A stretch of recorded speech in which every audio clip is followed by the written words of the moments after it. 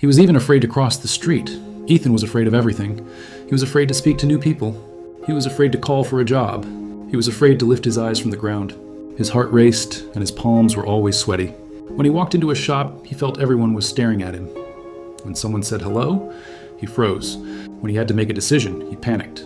He kept telling himself he would fail, that he would be rejected, that he was not good enough.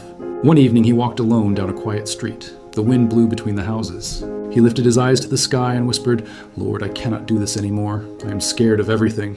Help me not to run. Help me trust." He went back home and barely slept. The next morning, he found a note on his door. Volunteers needed at the local food bank. Fear hit him again. He almost tore the paper down, but kept it in his pocket. The next day, he walked to the gate and stopped. He wanted to turn back.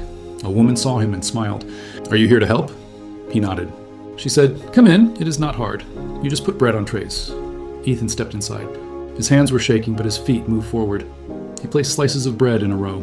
He gave water to an elderly man. The man said, "Thank you, son." Just 2 words, but in Ethan's heart a spark lit up. The days passed with small steps. Ethan greeted people. Ethan asked questions. Ethan whispered, "Can I help here too?"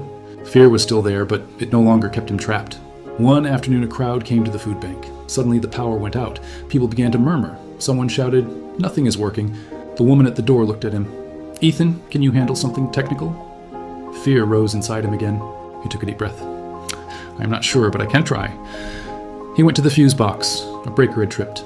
He pushed it back. The lights came on. The child clapped his hands. People laughed in relief. Ethan felt his legs steady. He whispered, "Thank you, Lord. You're teaching me not to run." What strength it took to face fear step by step. The next surprise came unexpectedly. A man walked in and asked for him. He had seen Ethan speak gently to an anxious teenager. The man was a coordinator at a youth center. He said, "We need someone calm. Will you come once a week?" Ethan felt the lump in his throat. He said quietly, "I will." On the first day he stumbled. One teen laughed at him. Another walked out.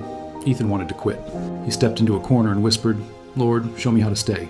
He returned to the group and simply said, "I do not know everything, but I am here." The room went silent. Then the teens started to talk. There were ups and downs. Sometimes fear came back. Other times he walked with confidence. One day he had to speak in front of many people. The hall was full. Ethan felt the old fever of fear. His knees weakened.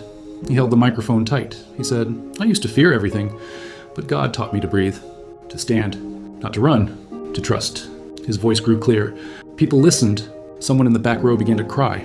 After a while, a friend called him. There was an interview for a simple job at a warehouse. Ethan went. The old fear hit him again, but he stayed in the chair. He answered each question slowly. He told the truth. He said what he knew and what he did not know. He left with his heart pounding. The next day, he got the answer.